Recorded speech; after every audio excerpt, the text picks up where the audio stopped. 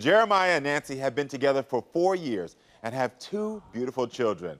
On the outside, they may appear to be a happy family, but behind the scenes, they are at war with each other over cheating accusations.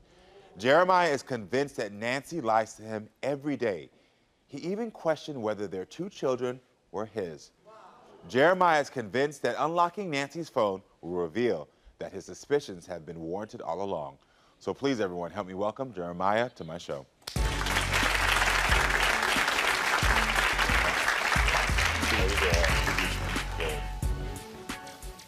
So I want to start off, Jeremiah. Tell me, how did you meet Nancy? I was walking by our house one day, and they were having a little get-together, a couple of our mutual associates, and I stopped by and started talking to them, and I was like, well, we got to keep it down over here. Well, we can be as loud as we want at my house, so let's go to my house and we can party. You know, so we got down to my house, we partied, and we danced, and we had a blast.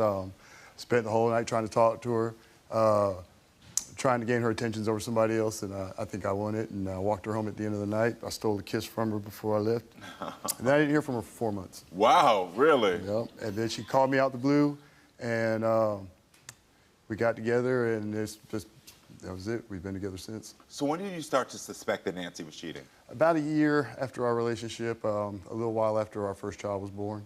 I noticed that some money had been missing, and she started lying to me about, well, she made me think that I was crazy. Eventually, after about a month, she finally admitted that she had lost some money. And then, next thing I know, I'm leaving one day, and I go out the door, and I'm like, do I need to shut this door, you know? She was like, no, if anybody walks in, I'll make sure that they leave. I'm not going to let anybody in here. And I was like, okay, so I left, and come back, and I knew somebody had been in my house. I just knew it. And then about last week, I found that she had a Cash App card that she had opened up another Cash App card without telling me. And it's just constant lies. So what other lies have she's told you to make you think she's cheating?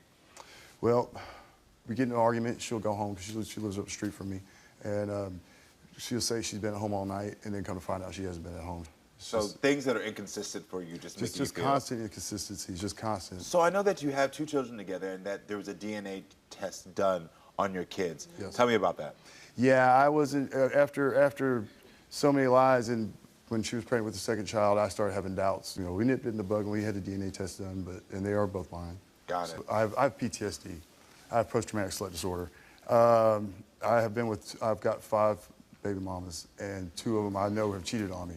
And hold on, did you say post-traumatic slut disorder? Yes. Girl, that slipped right through. I was like, okay, PTSD, and I was like, yeah. Okay. So when you found out the kids were yours, how did it make you feel? Oh, I mean, I was ecstatic. I was, of course, you know, it was like, 10 pounds off my chest, you know, it was a sigh of relief. You can't get over this PTSD. Yeah. I mean, you said you got 5 baby mamas, so you're a bit of a slut, too. I mean, let's not just shame the women. I've been with every one of the mothers of my children I've been in love with, and I planned on being with until they decided that it was time to call it quits. But you know, jokes aside, when you do have a lot of relationships that you feel failed and you don't feel like you have the answers why, it does cause you to start being distrustful of new relationships. Oh, yes, exactly. And so you're in a space right now where you are, whether you want to acknowledge it or not, you are hurting from your past relationships. You're hurting from relationships that failed, and it's causing some type of insecurities in you of like, why another failed relationship? It is, because I told her when we first got together, I said, just anything you want, just don't lie to me. Just don't lie to me, don't try to hide things from me. Because I have issues with that. I have serious trust issues with that. And once you start lying, I turn into an investigator. I start looking into everything, every which way you move, everywhere you're going, what you're doing, who you're with. I can't stop. And it's. So you want me to unlock Nancy's phone? What are you hoping you'll find? I'm hoping you'll find nothing. Nancy, first of all, I want to say hello. Thank you. I'm great to meet you. You know what I mean? I know you heated. You heard some stuff back there, but I want to start here because I want to hear your side of the story. So, when did Jeremiah start accusing you of cheating? About 3 years ago, shortly after our first child. Yeah. So I was sitting at the house, and his friend just walked straight in, went into the kitchen, sat down, and was on his phone. Now, I was on my phone talking to a friend of mine, so no, I didn't say anything to him. A few minutes goes by, and he says, "All right, Nancy, I'll see you later," and he walks right out the door. So that was it. That was the whole thing. His roommate at the time came home, and he had asked me when he came to the house if anyone was there, and I told him no. I just didn't want to have the argument with no. I didn't tell them to leave, you know, so I just said no, no one was there. I understand how you can feel distrust, but I also understand your side. So why do you live separately? Because I know you don't live together. No, we don't live together. And why? He did ask me to move in with him when we first got together, and I said, well, that's a little too soon. You know, it's only been a couple months. It was shortly after I ended up pregnant, so I just didn't want to do that. And how far apart do you all live? 3 houses. Got it. We're So you're still literally close. right down the street. You're still close. We're right down the street from each other. So yeah. So. And so even though you're not living together, how often does he accuse you of cheating? Almost every day. Yeah. Every single day. Almost every day. Yeah.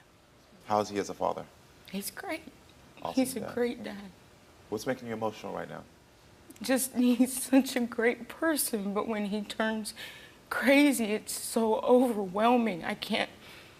It takes my whole ability to do anything at work. It breaks me down. I can't work.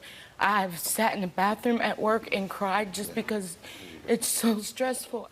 It took me an hour one night, almost an hour, to count money because he kept calling. Just give me 5 minutes. Let me get this money counted so I can get out of the store. And he's still calling. At the beginning of that morning, at the beginning of that day, you had no problem showing me what you was doing behind the cash register and stuff. But that evening, all of a sudden, I know something's going on, and I try to call her, and all of a sudden she's hiding stuff. Now she doesn't want to. Now she doesn't want to show me anything. Now she doesn't. I have a store full of people. Now she's My cussing me. No, we're talking about when you're in the back room. I have assistants in there. It doesn't matter where. It shouldn't matter where I'm at as long as I'm at work. If I'm at work, I'm working. Okay. I don't have time to do anything else. So, but you had no problem when you're out front, in front of the register. You got no problem. Nancy, when you're around customers, but when you're supposed to be this. by yourself, you're not by yourself. You said that he acts crazy, but what I'm hearing is that you're being harassed when you're at work. Why do you constantly stay with him if he's harassing you at work and if he's accusing you of cheating and doing all these things? Because when all these things are happening, he is just the greatest person. I love being with him. So he has brought you here today, unlock your phone. Yes. Are you worried that he'll find anything? No, absolutely not. Why are you so confident? Because I have to do something for you to find something. Have you ever questioned about his phone? No. I've never I leave my phone questioned his unlocked. phone. She can go through it anytime she wants. It's the same with him. He's got my password. He goes through my phone constantly. He'll look over my shoulder at things, and I'll just hand him my phone. Just, here, go through it. I have nothing to hide. Got it. Well, are you ready to find out? Coworkers. Okay. Talk to coworkers at work. So as I said before, we did unlock your phone, Nancy, and we went back several years. And Jeremiah, I have to tell you, there was no messages, no calls, no photos, no apps, no direct messages. There was nothing found on Nancy's phone. Nothing. All this time, I told you there was nothing on there. You started lying to me. You It started lying to me. doesn't mean I'm cheating. Yeah, but you're lying. It never meant Hold I was on. cheating. Now, there was something that was found on the phone. I asked my producers to look at your text messages because I need to see how you two are interacting with each other. So I had them print up because we did not have enough time to put this in graphics. This is how we do here, real time, proof. Because if I really want to help you. So I went through and I started to look at your text messages to each other. And I'm seeing things like this where you have said, Jeremiah, these are your direct words. You came on the show, you asked for my help. You said, so your feelings, you're a liar, I'm not stupid, Nancy. Her response, I love you, I'm going to sleep. This message was at 6 a.m. You then said on other days, yeah, your receipts are different. Now you're in some slick stuff. I knew you were lying. I'll stop when you do because I'm looking at the text. I can see this is hurting you. These are texts that you receive often from him. I went through because I personally want to see for my own eyes what kind of messages you were getting. It's bad. They're horrible messages. They're horrible. I told her I was a monster. I told her to start lying to me. I was going to turn into a monster. No, because the thing is that I've just proven that she's not lying to you. So what you just said is that when she lies to you, I turn to a monster. You have been a monster on your own. I'm reading page after page of text messages. I see you're tearing up because I want to ask you, what is going through your mind when you're getting these text messages from him? It's not him.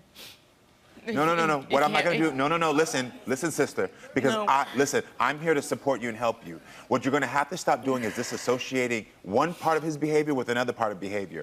This is him. I am looking at it. This is who he is. I'm reading the text. He is someone who is paranoid, and he is someone who is psychologically abusing you on a daily. I heard that you had trust issues. I understand that. But trust areas doesn't allow you to be psychologically and verbally abusive to somebody that you're with, who is also the mother of your children. What is your end game with this? What is your goal by sending these type of messages? To finally draw her out, finally get her to admit that she... Admit the truth I've been telling? Admit what I've already been telling you? All the lies, all the what lies. I've already been telling you. No. So this is the thing. This thing we've established right now. Because what we can't do is continue the bad behavior. What we've established right now is there is no lies. So no longer can you gaslight her and say the lies, the lies, the lies. There has been no lies. No, there has only been. Not on their phone, but she there has been. You asked for proof. You asked for proof. We went through. There is no lies here. So there's no more of gaslighting and saying, well, I'm acting this way because of your lies. There is no lies. There is only your paranoia and your psychological abuse. And so I'm going to ask you again, now that you know there's no lies there, what is your end game in all of this? I'm to go home and try to do my damnedest to apologize and make up for the monster that I've been. It's the only thing I can do. I don't think you're gonna stop. Bingo. Sister, let me tell you something. He is not going to stop. So this is where I want you to focus with me really quickly. Because you have been in a situation where you have told me, and I asked you this question before, have you been in relationships before where men have psychologically or emotionally abused you? And you said yes. Yes. Yeah. And so what's going on is that you're in a relationship with a man who had your children, and so you're like trying to find the good in him. You're trying to see the best in him. You're trying to make the best of it, but by making the best of it, you're making the worst for yourself.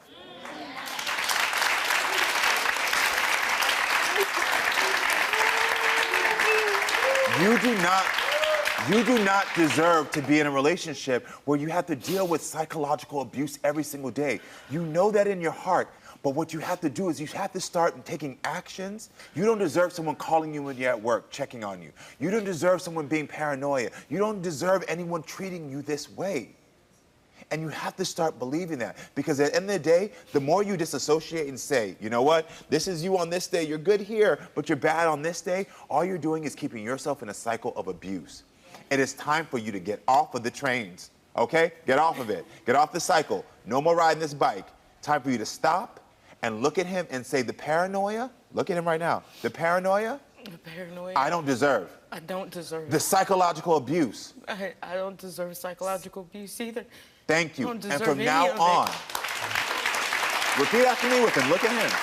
From now on, when you start acting paranoid. From now on, when you start acting paranoid. From now on, when you start giving me psychological abuse. When you start giving me psychological abuse. I'm going to walk away from you because I'm going to start to learn. I'm going to walk away from you because I'm going to start to learn. That I am worth more than this. I'm worth more. I'm worth more than this. Good job. I am. Brother, I'm not going to say that you're a bad man. I'm not going to say, listen, trauma affects us all in different ways. But what I got to say to you is that no more. No more gaslighting her. No more having your paranoia get the best of her. No more of any of this stuff. She doesn't deserve this anymore. And today this stops. And if this doesn't stop and you feel a little bit unsure and you feel like, I don't know if I can do this, I'm going to give you my number, girl, and you give me a call. And I'm going to pump you up. You hear me? Yeah. All right, everybody. Hold on. Where are you going? I'll tell you where you're going. Right here to subscribe and right here to watch more. Period.